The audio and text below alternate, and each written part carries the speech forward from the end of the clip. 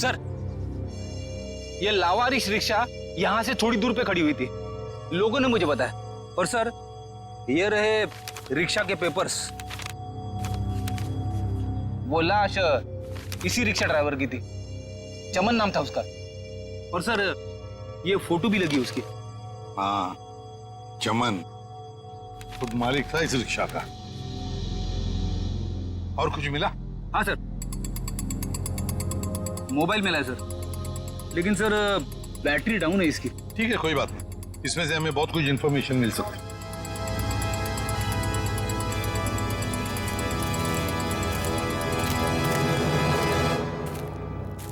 Watchman होना यहाँ के। कैसी ड्यूटी करते हो? दो खून हुए यहाँ पर। साहब जी, ये सब कैसे हुआ? मुझे नहीं पता चला। चुप, नाटक बंद। जरा याद करके बताओ, क्या कोई आया था यहाँ पर इस रिक्शा में से? कोई नहीं आता इस रिक्शा से। ये कैसे हो सकता है? हा? कोई बिल्डिंग से ऑटो दूर क्यों खड़ा करेगा? बताओ कौन आया था? हाँ साहब जी, याद आया, जब मैं खाना खाने गया था ना, जरूर कोई आया होगा। झूठी करते हो।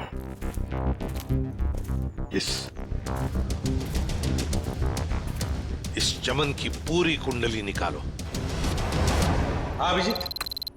सर, वो ऑटो वाले के फोन की डिटेल मिल गई है सर। ये 11 बजे के करीब ममता नगर से निकला और 11:30 बजे जेएल स्टेशन पे पहुंच गया। ये MG road under construction building पे कब पहुंचा? सर 12:30 बजे। जेल स्टेशन से सवारी लेने के बाद 12:40 पे उस जगह पे मिला था जहां पे वो ऑटो खड़ा मिला था। मतलब जेल स्टेशन से उसने सवारी उठाई, तो फिर अभिजीत उस वक्त दो मोबाइल फोन होंगे उस रिक्शा में, एक रिक्शा वाले का और शायद इस सवारी का भी। हाँ सर, मोबाइल कंपनी वालों ने बताया कि रिक्शे वाले के मोबाइल के साथ साथ एक और मोबाइल ट्रैवल कर रहा था। जयवंती और पेटी लगे हैं उसका डिटेल निकालने में। चलो अच्छा। अब देखना यह है कि सर वो सवारी विक्टिम थी या मुजरिम। सर, हाँ सर वो जो ऑटो की सवारी का मोबाइल नंबर था वो दिल्ली का नंबर है और किसी करिश्मा के नाम पे रजिस्टर्ड है। दिल्ली? अच्छा, इस करिश्मा के बारे में और कुछ पता चला? नहीं सर, और कुछ डिटेल्स तो अभी पता नहीं चल पाए हैं। ये तो पता चला होगा कि उसने आखिरी कॉल किसको किया। किसी लैंडलाइन नंबर पे किया था आखिरी कॉल। पोपटवाड़ी का कोई उदय कुमार है। पोपटवाड़ी उदय कुमार।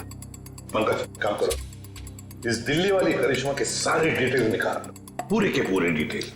और अभिजीत, इस पोपटवाड़ी के उदय से मिल लेते हैं, पता तो चले ऐसी भी क्या बातें हो रही थी करिश्मा और उसके बीच में। इसका चेहरा तो बहुत बुरी तरह से बिगड़ गया है, एकदम तहस नहस हो गया है। सर, इनके फेस को हम रिकंस्ट्रक्ट नहीं करवा सकते? बहुत मुश्किल काम है तारिका, बहुत वक्त लगेगा। हाँ, लेकिन एक बात जरूर पता चल गई। ये पता चल गई कि ये काम क्या करती थी। क्या काम? तारिका, ये लड़की एक नर्स थी। नर्स?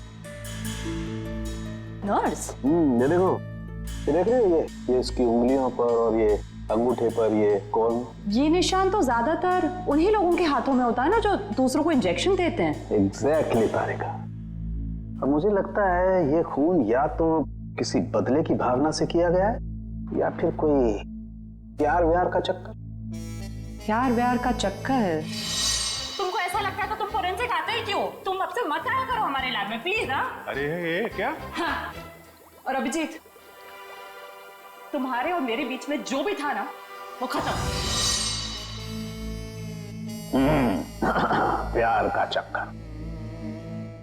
सीआईडी? यहाँ सब कुछ ठीक तो है ना? देखिए, आप फिक्र मत कीजिए, हमें पता है आपके घर में शादी का रस्म चल रहा है, लेकिन देखिए बात कुछ ज्यादा नहीं है, सिर्फ 2 मिनट की बात है।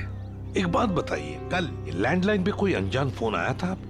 हाँ, मेरी बेटी विशाखा ने फोन उठाया था। जरा बुलाइए ना विशाखा को। विशाखा बेटी, 1 मिनट इधर आना। हाँ जी, 1 मिनट। जी पापा। बेटे ये। हाय विशाखा, शादी मुबारक हो। Thank you. हम सीआईडी से हैं, मैं इंस्पेक्टर श्रेया। कल सुबह 10 बजे लैंडलाइन पे एक कॉल आया था। जी आया था। किसका फोन था? किसी करिश्मा का फोन था, बट मैं उसे नहीं जानती। अगर तुम उस लड़की को नहीं जानती हो तो उसने तुम्हें क्यों कॉल की? दरअसल वो मुझसे मिलना चाहती थी पर मैंने उसे मना कर दिया। तुम तो कह रहे हो तुम उसे जानती तक नहीं, फिर भी वो तुमसे बात करना चाहती थी। कोई ना कोई तो वजह जरूर होगी, हैं? बताओ। शायद वो मेरी शादी के बारे में कुछ बात करना चाहती थी। क्या क्या बात करना चाहती थी? कुछ बताया उसने?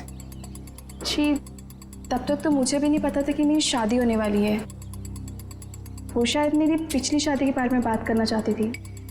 मतलब विशाखा, तुम्हारी पहले भी एक शादी तय हो चुकी थी जो टूट चुकी है। देखिए प्लीज, अगर इस बारे में इस वक्त बात न करें तो अच्छा होगा। बड़ी मुश्किल से उस सदमे से ये उभर पाई है। प्लीज। पापा, इट्स ओके, मुझे उस बात से कोई फर्क नहीं पड़ता है। पर आप इस फोन कॉल के बारे में मुझसे इतने सवाल क्यों पूछ रहे हैं? दरअसल बात यह है कि करिश्मा नाम की उस लड़की का। एक मिनट में समझाता हूं। देखिए, ये करिश्मा जिसने फोन किया था यहाँ पर, हम उससे मिलना चाहते हैं एक केस के सिलसिले में। ये करिश्मा कोई मुजरिम है क्या? क्या इसने कोई जुल्म किया है और ये मुझसे क्यों बात करना चाहती है? देखो, करिश्मा मुजरिम है या नहीं ये अब तक तय नहीं हुआ है। खैर छोड़ो, आप लोग शादी की तैयारियां करो। और विशाखा, हम सब की तरफ से शादी मुबारक हो। Thank you.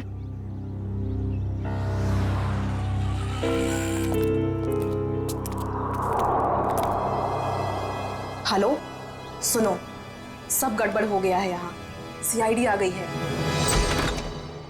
हाँ जी, क्या हाल है बॉस? फिर से बन गया चेहरा? अरे चेहरा बनने में टाइम लगता है ना यार। और कितना टाइम चाहिए तुझे? मैं बोल रहा था तारिका, प्रद्युमन जैसे ही मेरी शक्ल देखेगा पीछे पड़ जाएगा। कितना टाइम लेगा चेहरा बनाने में? यार इतना सा काम है शाम के।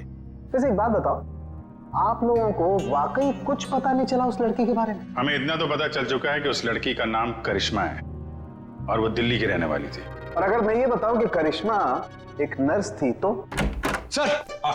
सर, उस करिश्मा के बारे में नई बात पता चली सर। क्या? वो दिल्ली में 10 स्टार हॉस्पिटल में नर्स है। लो, ये बात अब बता रहे हैं, मैं कब की बता चुका ये बात। 10 स्टार हॉस्पिटल, दिल्ली। वाह यार, अब है बड़ी सुंदर दुल्हन मिली है तुझे, सच्ची। पता नहीं कहाँ से किस्मत लिखा के लाया है। अरे वो कहते हैं ना, लंगूर के हाथ में अंगूर। एग्जैक्टली।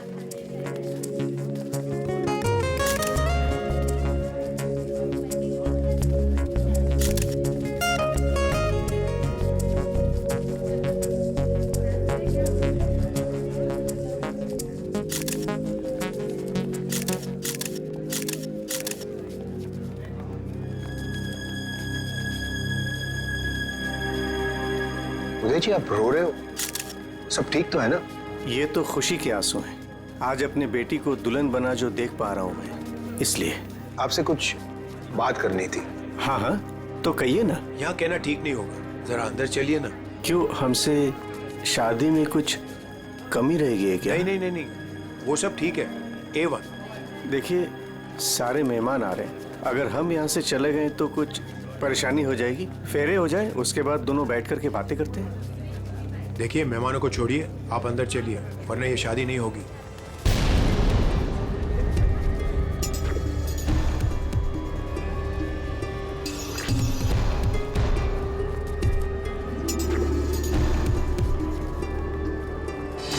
आइए उदय जी।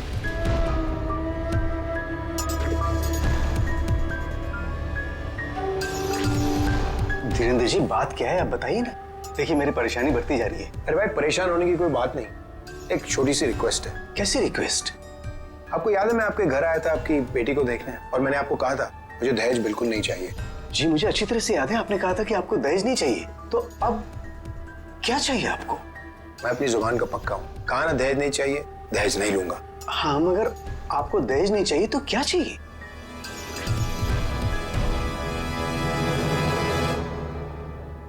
किडनी।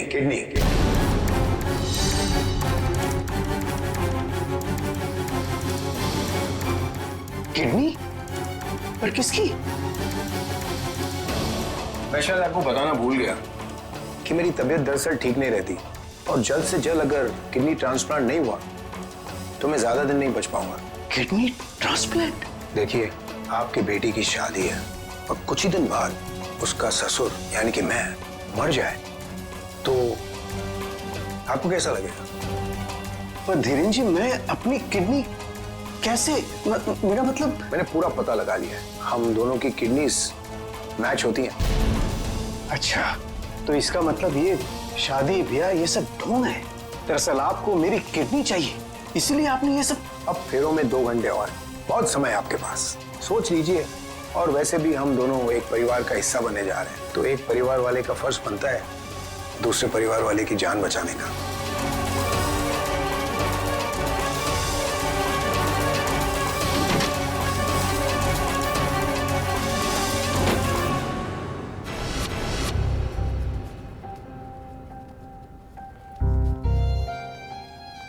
आपको दहेज नहीं चाहिए तो क्या चाहिए? Kidney, kidney, kidney.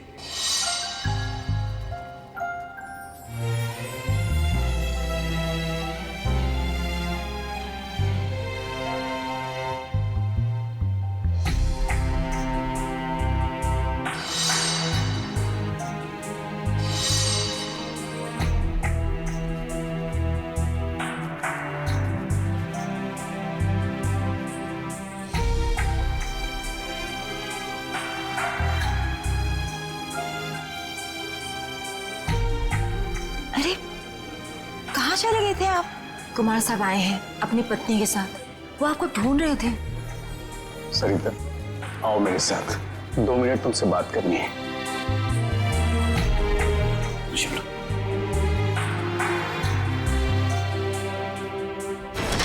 आओ सरिता। क्या हुआ, मुझे बताएंगे भी? सरिता, दरवाजा बंद कर दो, बताता हूं।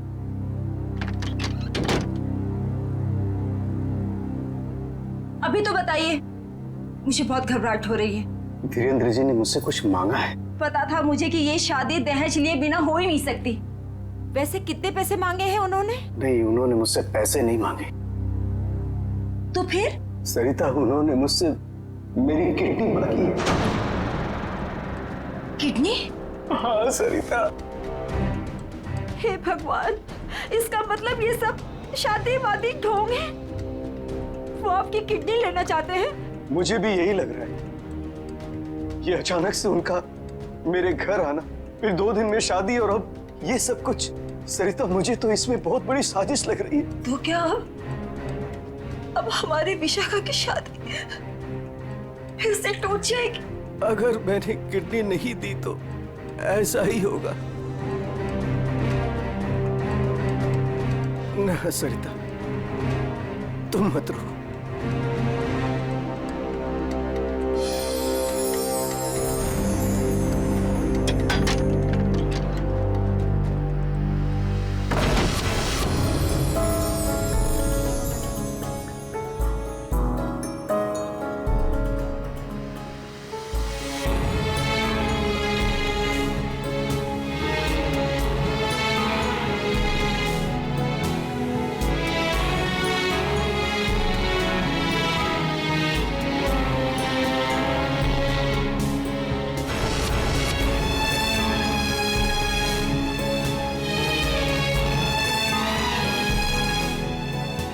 सारे मेहमान आ चुके हैं, और अगर इस बार भी हमारी विशाखा की शादी नहीं हुई तो वो पूरी तरह टूट जाएगी। एक जख्म तो वो पहले ही खा चुकी है, लेकिन अब दोबारा वो बर्दाश्त नहीं कर पाएगी। मैं जानता हूं सरिता, तुम ठीक कह रही हो, इसलिए मैंने सोच लिया है, मैं अपनी किडनी दूंगा। हाँ सरिता। नहीं, अगर आपने किडनी दे दी तो आपका क्या होगा? मुझे कुछ नहीं होगा सरिता। और वैसे भी इंसान के शरीर में 2 किडनियां होती है जिससे उसका शरीर चलता है, लेकिन फिर भी इंसान एक किडनी के सहारे जी सकता है। मुझे ये सब कुछ ठीक नहीं लग रहा है। अगर कुछ ऊंच नीच हो गई तो मैं आपको खोना नहीं चाहती हूँ। नहीं सरिता, मुझे कुछ नहीं होगा, और अगर मुझे कुछ हो भी गया तो कम से कम मेरी आत्मा को ये सोचकर संतुष्टि तो मिलेगी ना कि मैंने अपनी बच्ची की खातिर उसके पैदाइश से लेकर के उसकी शादी तक सब कुछ किया।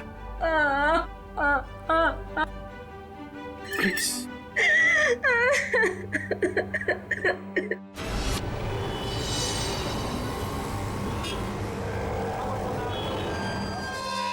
सर, मैं अनुज, इस हॉस्पिटल का डीन। करिश्मा की मौत की खबर सुनकर आई एम शॉक्ड।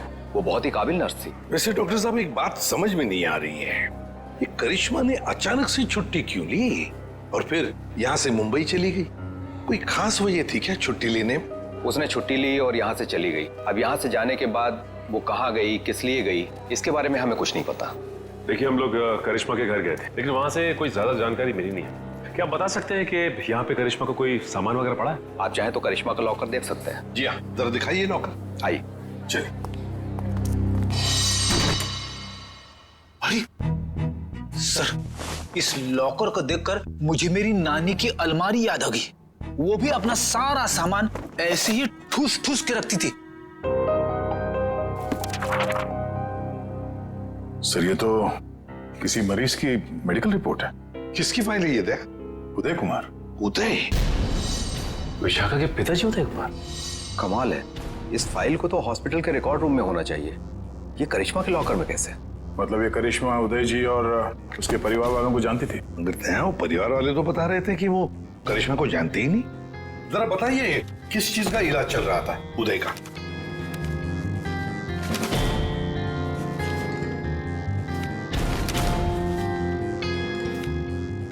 क्या डॉक्टर साहब, आपके चेहरे का रंग उड़ा हुआ क्यों है? उदय जी को फूड पॉइजनिंग थी और उनके सारे टेस्ट किडनी के करवाए गए हैं। क्या? बताइए। यार ये क्या चक्कर है? नहीं नहीं नहीं दया, कुछ न कुछ तो गड़बड़ जरूर है, कुछ न कुछ तो गड़बड़ है। अच्छा डॉक्टर साहब, इस करिश्मा का बर्ताव कुछ अजीब लगा आपको? मतलब कुछ गड़बड़ लगा आपको कभी? नहीं, ऐसा तो कुछ भी नहीं लगा। सर, ये देखिए। माय गॉड, तो ये बात है। क्या बात है उदय? अरे डॉक्टर चंद्रप्रकाश, आओ आओ, बैठो बैठो। ये अचानक क्या बात करना चाहते हो तुम मुझसे? और भाभी जी क्यों रो रही हैं? शादी में कोई मदद वगैरह चाहिए? डॉक्टर, शादी की कोई बात है ही नहीं। अच्छा, तुम ये फाइल मेरी देखो ना, मेरी मेडिकल फाइल। ये फाइल चेक करके बताओ कि क्या मैं अपनी एक किडनी डोनेट कर सकता हूँ? उदय, तुम्हारी बेटी की शादी हो रही है और इस वक्त तुम्हें ये सवाल सूझ रहा है? डॉक्टर, शादी न रुके इसलिए तो मैं ये बात पूछ रहा हूँ तुमसे। बताओ ना। क्या मतलब है? मतलब मैं बाद में तुम्हें समझाऊंगा। तुम पहले मुझे ये बताओ कि मैं एक किडनी के सहारे जी सकता हूँ या नहीं। बताओ डॉक्टर, मुझे प्लीज बताओ ना।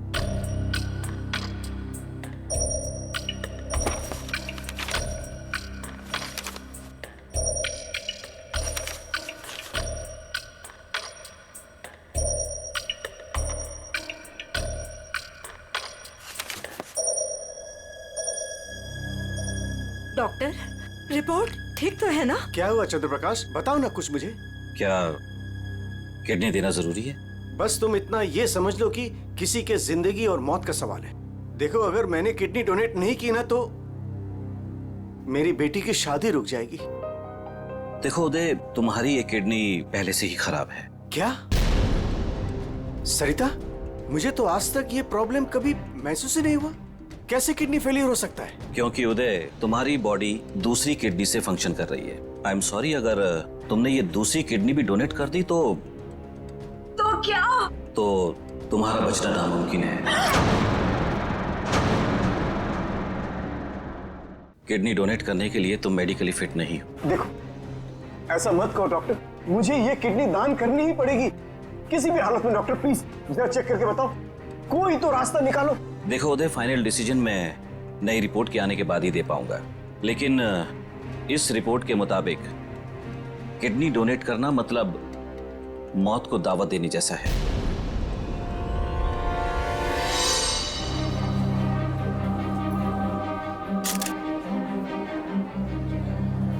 आओ। क्या हुआ माँ, आप परेशान लग रही हैं? नहीं, ऐसी कोई बात नहीं। फेरे का समय हो गया है, आओ।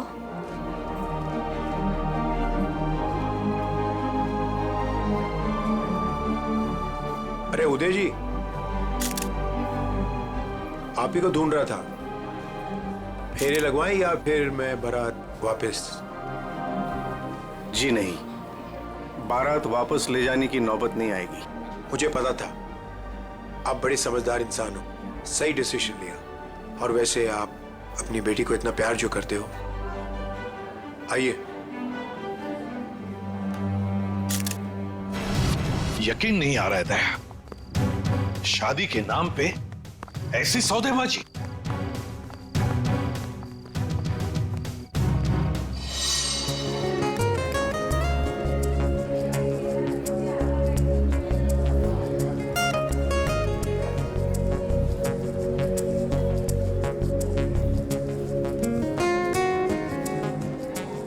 रुक जाइए। सरिता जी। जी। उदय जी कहाँ है? वो तो यही। कहाँ है उदय जी? यही तो थे, कहाँ चले गए?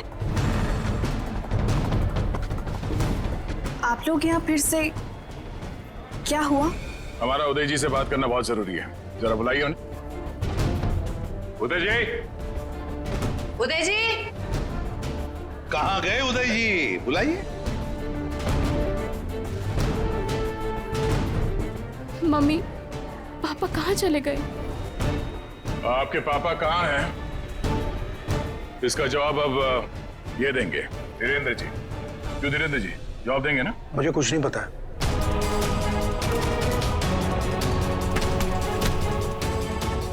नहीं पता तो सड़क कहाँ है आप? हाँ? सर मैंने कुछ नहीं किया सर, मैं तो इनका असली बेटा भी नहीं हूँ सर। मेरे पति को इन लोगों ने गायब करवाया होगा और किडनी के लिए ये लोग शादी तोड़ने की धमकी दे रहे थे। मॉम, आपने बात मुझे पहले क्यों नहीं बताई? आपके और पापा से बढ़कर मेरे लिए कुछ नहीं है। शर्म आनी चाहिए तुम्हें, शादी जैसे पवित्र बंधन के आड़ ऐसा घिनौना अपराध करते हुए। सर मैं मानता हूँ इसी प्लान के जरिए मैंने किडनियों का व्यापार किया। क्या? शायद इसीलिए उन गुनाहों की सजा है कि मेरी खुद की किडनी बेकार हो गई। लेकिन इस बार सर मैं खुद की जान बचाने के लिए कर रहा था। इसके लिए किसी और की जान चली जाए? अब बताओ, करिश्मा को क्यों मारा? सर मैंने करिश्मा को नहीं मारा, बल्कि वो तो मेरी मदद करती थी मरीज ढूंढने में। सर इस बार मैंने गैंग वालों को बताया बिगैर एक किडनी गायब कर दी। उसी बात को लेकर वो मुझे ब्लैकमेल कर रही थी कि वो बाकी गैंग वालों को और विशाखा को ये बात बता देगी। इसीलिए तुमने करिश्मा को मारा? इसीलिए? नहीं सर, मेरा यकीन मानो, मैंने उसे नहीं मारा। मुझे लगता है कि सर उसके मौत के पीछे मेरे बाकी गैंग वालों का हाथ है। कौन है तुम्हारे साथी? कहाँ लेकर गए उदय को? किडनी निकलवाने। ऑपरेशन शायद शुरू भी हो गया होगा। कहाँ हो रहा है ये किडनी निकालने का ऑपरेशन?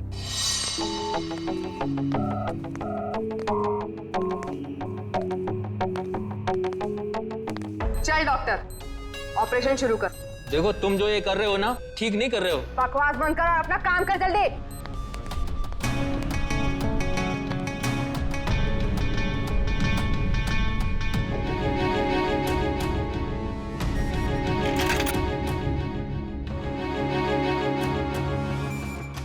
अबे जल्दी करना।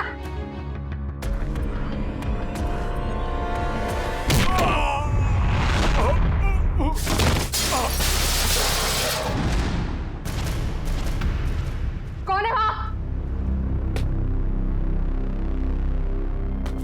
कौन है?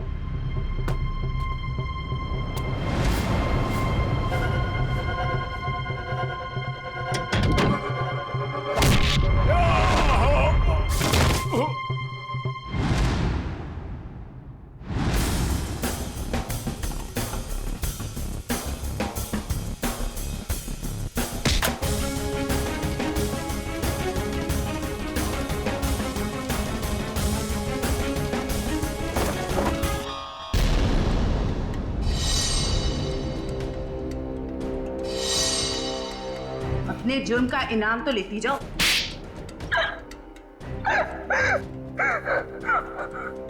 ये सारा षड्यंत्र हमने सिर्फ लोगों की किडनियां हथियाने के लिए किया है। ये सब पता है हमें। ये बताओ करिश्मा को क्यों मारा तुम?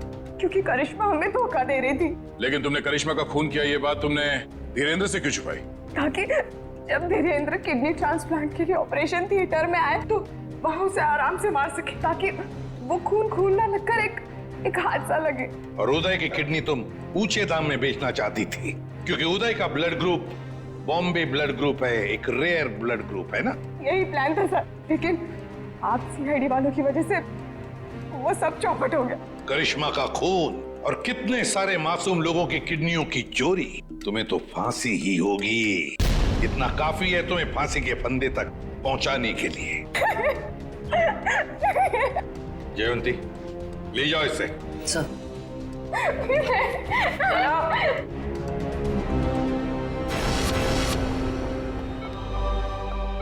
कैसे आप? तबीयत कैसी है आपकी? आप ठीक तो है आप? सरिता, विशाखा बेटी, तुम लोग रो क्यों रहे हो? क्या हुआ मुझे? मैं आपसे कभी बात नहीं करूंगी। आपको क्या लगा मेरी शादी आपकी जिंदगी से ज्यादा जरूरी है? ऐसी कोई बात नहीं। दरअसल मैं और सरिता, हम तो सिर्फ तुम्हारी खुशी चाहते हैं बेटे। मेरी खुशी आपसे है, आपसे है। माना बाकी लड़कियों की तरह मेरा भी सपना है कि मेरा भी एक अच्छा पति हो, लेकिन वो पति मुझे अपने पिता की कीमत पर बिल्कुल नहीं चाहिए। देखा उदय जी, आपकी बेटी विशाखा कितनी समझदार है, सियानी है और सही बोल रही है। एक बात हमेशा ध्यान में रखना, बेटी घर का सम्मान होती है, सुख होती है, खुशी होती है। और उसके हाथ पीले करना तो सौभाग्य की बात होती है, लेकिन उसके लिए माता पिता को अपनी जान दांव पर लगाने की कोई जरूरत नहीं। एसीपी साहब, मैं आपसे वादा करता हूं, चाहे कुछ भी हो जाए, मगर मैं इंतजार करूंगा। अब की बार मैं अपनी बेटी का हाथ सिर्फ उसी को दूंगा जो इसके लायक हो। आप सबका बहुत बहुत शुक्रिया बेटी। Thank you very much.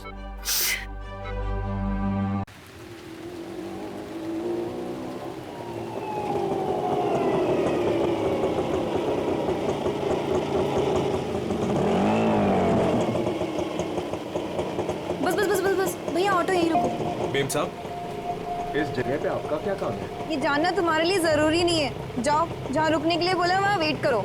ठीक है, जैसी आपकी मर्जी।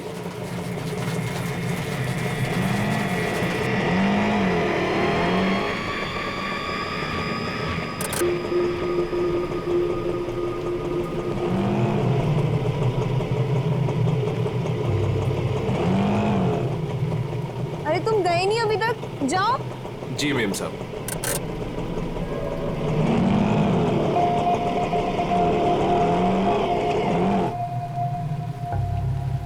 हेलो विशाखा, मैं करिश्मा बोल रही हूँ। मैं एमजी रोड के यहाँ कंस्ट्रक्शन बिल्डिंग पे खड़ी हूँ। मुझे तुमसे तुम्हारी शादी के बारे में बहुत जरूरी बात करनी है।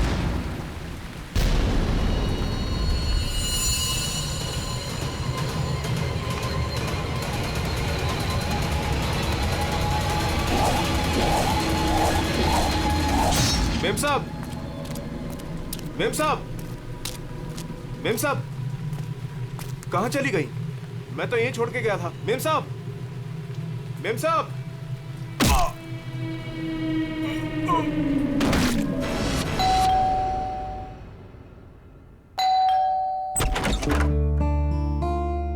अरे आप इतनी जल्दी आ गए ऑफिस से आज?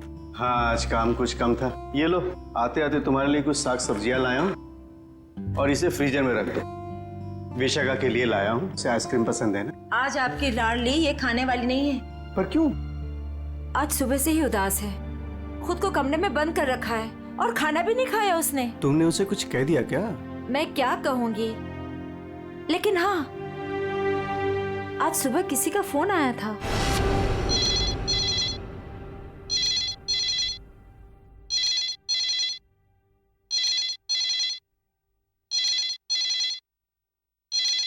हेलो।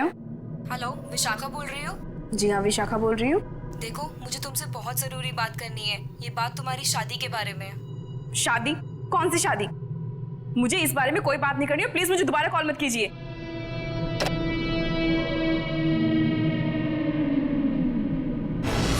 अरे इतनी मुश्किल से तो 2 हफ्ते पहले टूटी हुई शादी को भूल पाई थी, अब फोन करके उसके जख्म किसने हरे कर दिए? बहुत पूछा मैंने कि किसका फोन था, लेकिन रोई जा रही है, जवाब ही नहीं दे रही है। मैं देखता हूँ, तुम चिंता मत करो। विशाखा, विशाखा बेटे, विशाखा बेटे, दरवाजा खोलो। विशाखा, दरवाजा खोलो। विशाखा! ये दरवाजा क्यों नहीं खोल रही है? रोने की आवाज भी नहीं आ रही। कहीं उसने कुछ? अरे तुम विशाखा को नहीं पहचानती क्या? वो ऐसा कुछ नहीं करेगी। विशाखा, बेटा दरवाजा खोलो बेटे। विशाखा दरवाजा खोलो। विशाखा, विशाखा,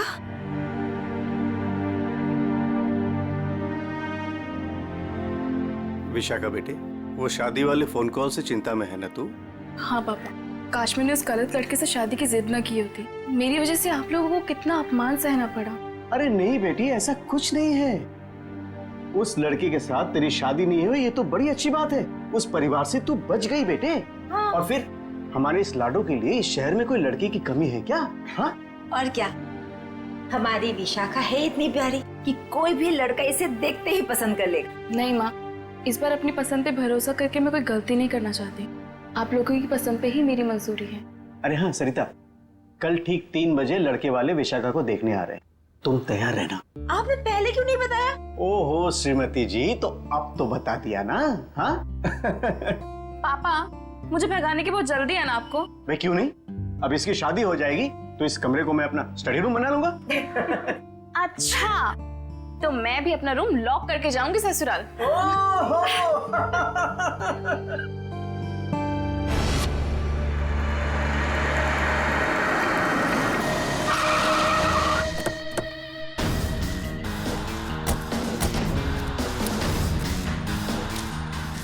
भाई साहब, मैं यहाँ का बचपन, मैंने ही आपको फोन किया था। लाश कहाँ पर है? जी उस तरफ। चलो दिखा। जी।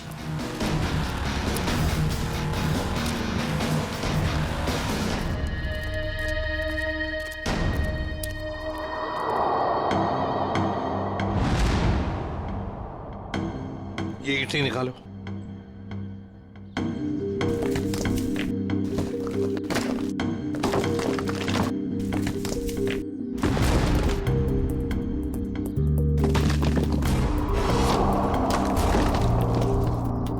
तो लगता है लाश को छुपाने की पूरी कोशिश की, लेकिन पूरी तरह से कामयाब नहीं हुआ है।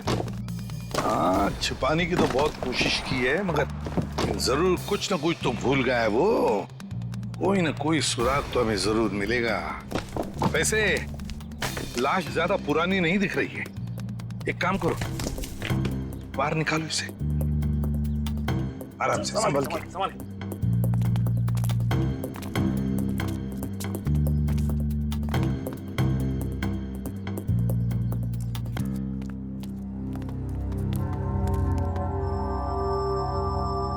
ये देखो, बड़ी बेरहमी से मारा है इसे। सामने से सीधे चाकू घोंप दिया सीने में। हाँ सर, देख के लगता है कि इसे चीखने चिल्लाने का मौका ही नहीं मिला। ये देखो, इसके सिर के पीछे भी चोट है। लगता है जिसने भी ये किया है ना, शायद पीछे से आकर इस रिक्शा वाले के सिर पर पीछे से हमला किया, वार किया। ये बेचारा मुड़ गया हमलावर को देखने के लिए, तो सामने से चाकू घोंप दिया।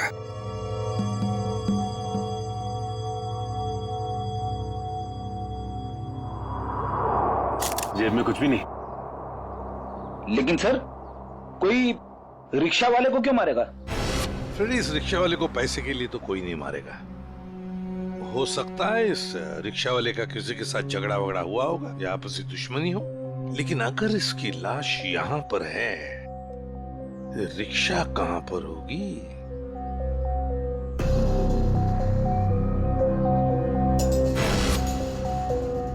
सर? हाँ सर, ये देखिए सर, ये खून की बूंदें और घसीटने के निशान हैं।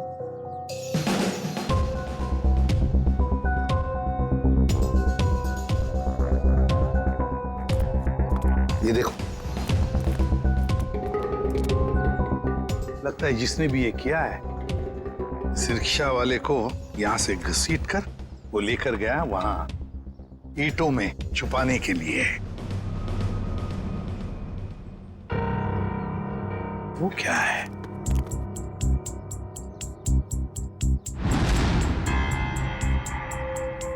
किसी आदमी की घड़ी? अरे ये तो काफी महंगी घड़ी है। शायद रिक्शा वाले की होगी। नहीं फ्रेडी, ये इस रिक्शा वाले की घड़ी नहीं लगती।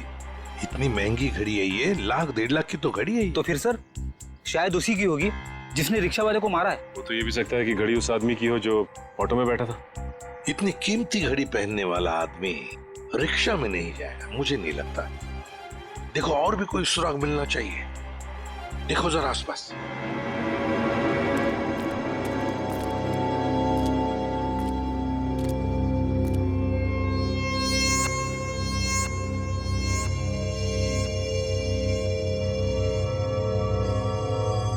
अरे सर, कुछ मिला? हाँ सर, किसी लड़की की ये डायमंड इयररिंग मिली है, यहाँ नीचे गिरी हुई थी। इयररिंग? इसका तो एक ही मतलब हो सकता है, जब ये हादसा हुआ तब कोई लड़की यहाँ पर मौजूद थी। तो खून लड़की ने किया? सचिन, पता नहीं खून किसने किया, लड़की ने या और किसी ने, लेकिन एक बात तो जरूर है कि ये लड़की उस रिक्शा वाले के साथ मौजूद थी। सर हो सकता है ये लड़की उस ऑटो वाले की सवारी थी। लेकिन लड़की यहाँ ऐसी जगह क्या करने आई थी? कुछ ना कुछ तो और ही चक्कर है। जो भी हो, उस हादसे में जरूर हाथापाई हुई होगी, जिसकी वजह से वहां पर वो घड़ी मिली और अब ये इयररिंग। ये केस तो बहुत पेचीदा हो गया, इतने सारे सवाल लेकिन जवाब इतने कम। सारे सवालों का जवाब इसी बिल्डिंग में है। इस बिल्डिंग को अच्छी तरह से छान मारते हैं। Let's go.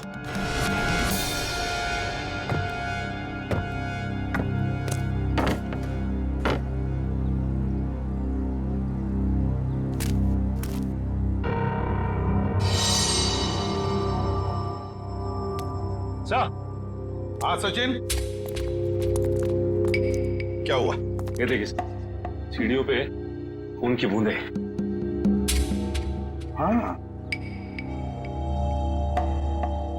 ये देखो। सर ये तो बहुत ही अजीब बात है, लाश वहां पर और खून की बूंदें यहाँ। मुझे तो कुछ और ही आ रहा है दिमाग में। कहीं और एक लाश तो नहीं इस बिल्डिंग में? ऊपर चलकर देखते हैं, देखते ये खून के धब्बे कहां तक है।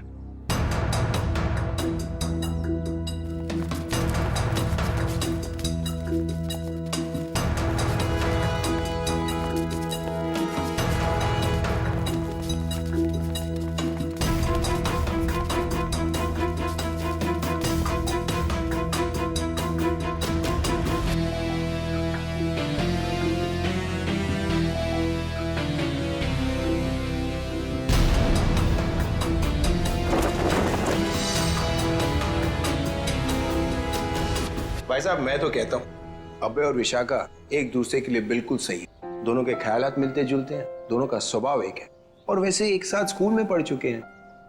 बेटा, तुमने हमें बताया नहीं कि तुम अभय को पहले से जानती हो? नहीं पापा, अभय मेरी क्लास में नहीं थे। वो क्या है ना अंकल, हम दोनों की क्लासेस सेम थी पर सेक्शन अलग अलग थे। आप सेक्शन ए में थी और मैं सेक्शन सी में था। बात यह है ना जी, अभय के लिए एक से बढ़कर एक खानदान से रिश्ते आ रहे हैं, लेकिन इससे मना कर दिया है।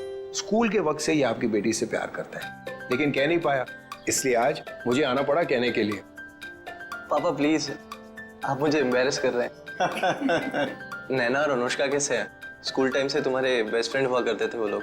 हाँ, नैना भी बेंगलोर में जॉब कर रही है और अनुष्का की रिसेंटली शादी हो गई है मसूरी में। सुना है बहुत ही खूबसूरत जगह है वो। जी। वैसे तो साउथ अफ्रीका भी बहुत ही सुंदर जगह है।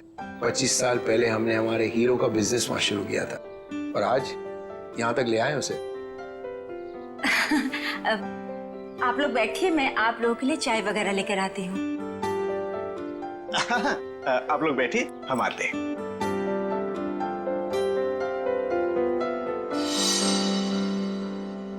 क्या बात है सरिता, क्या हुआ? देखिए, लड़का और परिवार तो मुझे अच्छे लग रहे हैं, लेकिन एक बार आप साफ साफ पूछ लीजिए, लेन देन की जो भी बात है। सरिता, क्यों चिंता करती हो? देखो, मुझे नहीं लगता कि धीरेन्द्र जी की कोई मांग है, और अगर होगी भी तो हम मांग पूरी कर देंगे ना। देखो सरिता, मेरी पेंशन है, तुम्हारे जेवर है, और अगर जरूरत पड़ी तो हम ये मकान बेच देंगे। आखिर हमारी एक ही बेटी है। ओफो, आप एक बार पूछ तो लीजिए ना, कहीं कोई बड़ी मांग रख दी तो। फिर तो ये रिश्ता नहीं हो पाएगा। खैर, अपनी किस्मत है, देखते हैं। चलो लीजिए भाई साहब। ये सब लाने की क्या जरूरत थी? इतनी तकलीफ क्यों की आपने? अरे क्या कहते हैं भाई साहब, ये तो कुछ भी नहीं है, ये तो आपको लेना ही पड़ेगा। चाय लीजिए। ये लो बेटे।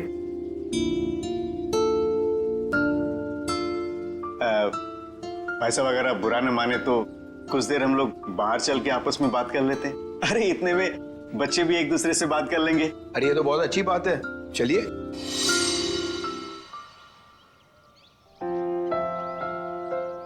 भाई साहब, आपका बेटा हमें बहुत पसंद है। मुझे भी बिल्कुल विशाखा जैसी बहू चाहिए थी। अगर विशाखा अभय को पसंद उसकी करे... फिक्र आप मत कीजिए, हमारी मंजूरी में ही उसके यहाँ है। ये तो बड़ी अच्छी बात है, तो मैं बात पक्की समझूं? जी जरूर। धीरेन्द्र जी, अगर आपकी कोई मांग हो तो आप मुझे... ये कैसी बात कर ली आप लोगों ने? अरे भाई, भगवान का दिया हुआ सब कुछ है हमारे पास। आपकी बेटी सिर्फ 2 जोड़ी कपड़ों में चाहिए, ये आप कर पाएंगे या नहीं?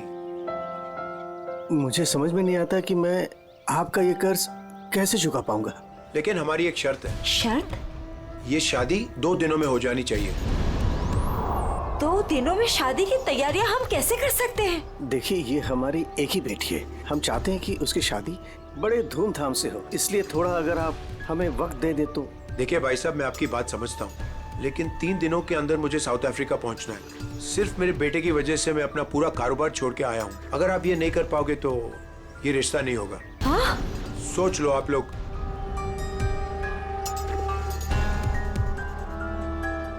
ठीक है भाई साहब, ये शादी परसों ही होगी। ये तो बहुत अच्छी बात है, मुबारक हो। देखिए, आप शादी की तैयारियां कीजिए, पैसे की चिंता न कीजिए, वो हम करेंगे। जी।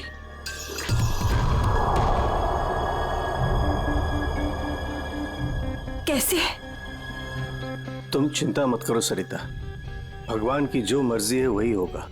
चलो शादी की तैयारी करते हैं।